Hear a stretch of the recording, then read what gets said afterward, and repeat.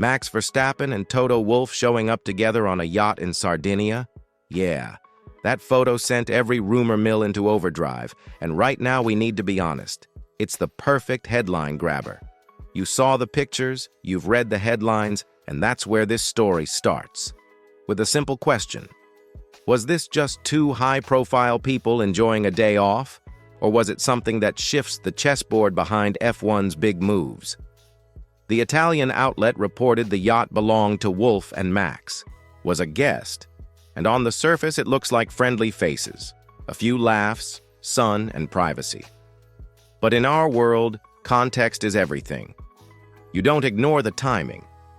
This happened just after a wave of speculation about Max's future, after Wolff publicly said he needed to speak to Verstappen before he discussed Russell's future. That public line turned an otherwise private moment into a headline. So let's lay out what matters first. Wolff has been very clear in public that he's committed to Russell for 2026, but he also admitted he wanted to talk with Max. Then there's Max's public commitment to Red Bull for 2026, yet almost immediately everyone started pointing to exit clauses and the flexibility that top drivers keep in their contracts. You have to think like a strategist here. If you're Max, you're weighing one simple thing. Where am I most likely to win in 2027 and beyond? If you're Wolff, you're balancing loyalty to a driver you've nurtured against the once-in-a-generation chance to sign a four-time champion. That's why a yacht photo suddenly looks less like a holiday snap and more like a move at the poker table. You show your face, you test reactions, and you keep options open. And don't forget the optics for Russell. When the boss says he had to talk to Max before speaking to his own driver, that's going to rattle confidence. Right now, we're only in the opening act. The meeting raises questions rather than answers them. So here's what I want from you. Quick. Poll in the comments. Do you think the yacht meeting was a casual catch-up or a deliberate strategic talk? Type friend if you think it was innocent or deal if you smell a negotiation. Also, vote in a quick yes, no, yes, suspicious, no, harmless. And before we go further, help us grow. Subscribe to Fast News F1 and hit the notification bell. We're aiming to reach 1,000 subscribers so we can keep digging into stories like this for you.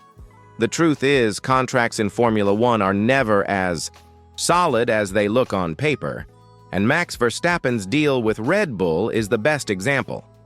Officially, he's tied down until 2028, but as everyone in the paddock knows, those exit clauses change the game completely.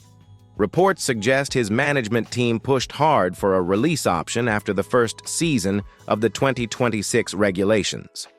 Why? Because 2026 is a gamble for every team. The new power unit rules could reshuffle the entire order, and if Red Bull stumble badly, Max needs the freedom to walk away without losing prime years of his career. That single clause puts enormous pressure on Red Bull and opens the door for Wolff. Now, let's look at Toto's position. He admitted openly that before making moves on George Russell's contract, he had to speak with Max. Think about that for a moment. Your team leader is saying he wanted to explore Verstappen before committing to the guy already in the seat. That doesn't mean Russell is out, far from it. But it tells you just how serious Mercedes are about exploring every angle. Toto has never been shy about thinking long-term, and from his perspective, Verstappen is a generational driver who could guarantee Mercedes future titles if the 2026 car is competitive. On the other side, Max is playing chess as well. Staying with Red Bull publicly through 2026 gives him stability, but not locking into a long-term deal right now gives him maximum leverage.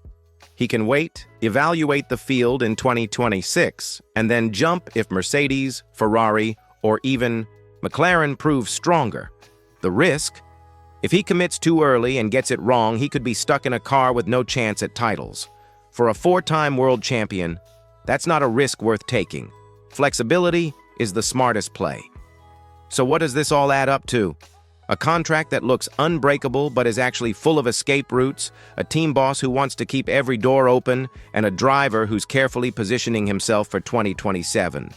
If you think about it, This is less about paperwork and more about poker faces. Everyone's holding cards and nobody is showing their hand yet. Let me throw this one to you. If you were Toto Wolff, would you sacrifice a homegrown driver like Russell just to lock in Verstappen? Drop your answer in the comments. Keep George, sign Max, wait and see. And while you're at it, make sure to subscribe and ring the bell. Your support gets us closer to our 1,000 subscriber goal, and it means you won't miss the next chapter where we dig into Red Bull's biggest gamble for 2026. When you look at Red Bull's future beyond 2025, everything circles back to their powertrain project. For years, they thrived thanks to Honda's engines, but 2026 is the first real test of their own creation.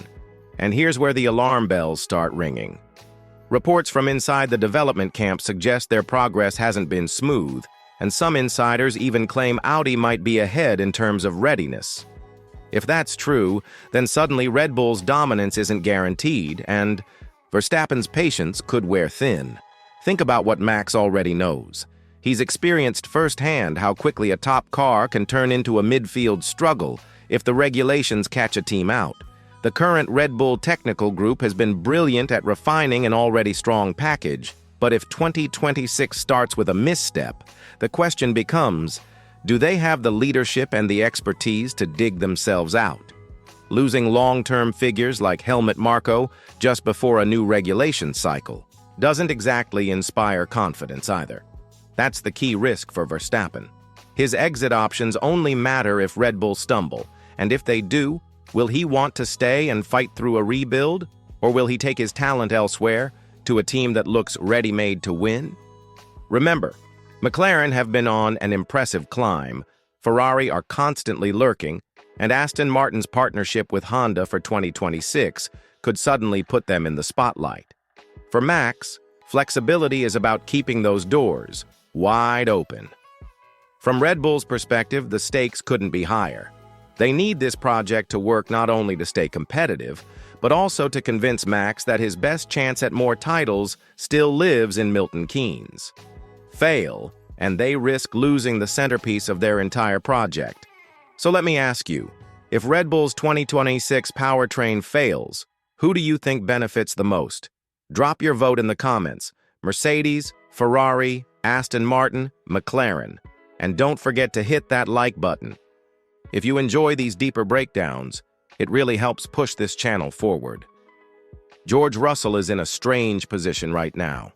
On paper, he's Mercedes' man for the future, a driver they invested in, nurtured through the junior ranks, and promoted to lead the team after Hamilton's exit. But when Toto Wolff admits he needed to speak to Verstappen before committing to Russell, you can imagine how that lands in George's head. Even if he's secure for 2026, he now knows there's always the shadow of Max hovering over his seat.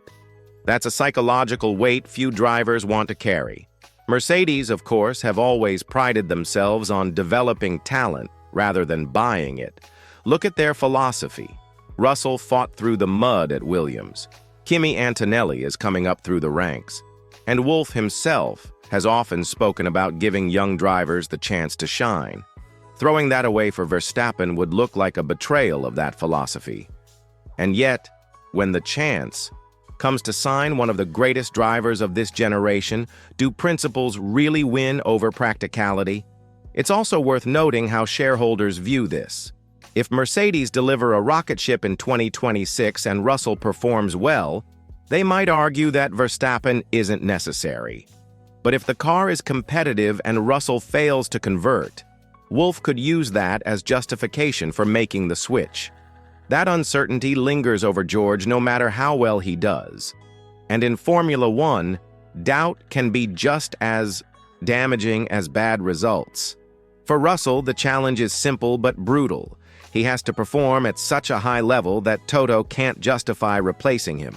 Anything less, and the conversation about Verstappen returning to the picture for 2027 doesn't go away. So let's make this personal. If you were in Russell's position, would you feel secure? Comment yes if you'd trust Mercedes' loyalty, or no if you'd feel like you're driving with one eye on the exit door. And if you're new here, subscribe and ring the bell. We're pushing hard for that 1,000 subscriber milestone, and your support keeps this channel growing. So let's imagine it. Verstappen in silver, lining up for Mercedes in 2027. What does that really mean for Formula One? First, it would send shockwaves through the driver market. George Russell could suddenly find himself sidelined despite years of loyalty and development, unless Mercedes somehow tried to run both. But history tells us that pairing two number ones rarely ends well. Just look back at Hamilton and Rosberg. The dynamic could turn toxic quickly, especially with Verstappen's hard edge and Russell's own ambitions. For Mercedes, though, the upside is obvious. Pairing a proven four-time champion with their technical resurgence in 2026 could create the perfect storm for another era of dominance. Verstappen brings not just speed, but also an aura, the kind that attracts engineers, sponsors, and talent across the paddock. He instantly raises the ceiling of what's possible. But it's not just about Mercedes. Ferrari, McLaren, and Aston Martin would all need to rethink their long-term strategies if Verstappen switched sides.